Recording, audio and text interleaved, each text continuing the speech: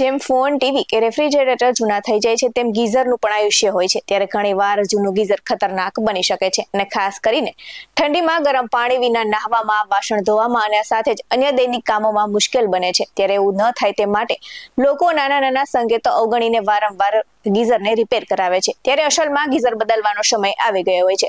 તો નિષ્ણાંતો કહે છે કે કેટલાક સ્પષ્ટ લક્ષણો નવા ગીઝર ખરીદવાની યાદ અપાવે છે. એમાં પહેલો સંકેત એ છે કે ગીઝરમાં આવતા વિચિત્ર અવાજો સૂચવે છે કે અંદર ક્ષાર જમા થઈ ગયો છે, જેથી પાણી ગરમ કરવામાં વીજળી વધુ વપરાય છે અને આવા સમયે ટાંકી ફાટવાનું જોખમ વધી જાય છે. તો વધુમાં જો ગીઝર વારંવાર ખરાબ થઈ રહ્યું હોય તો મિકેનિકલને બોલાવી જાણવું જોઈએ અને આ સાથે જ જૂના ગીઝરનું વારંવાર સમારકામ કરવાને બદલે નવું ઉર્જા કાર્યક્ષમ ગીઝર ખરીદવું સારું રહેશે.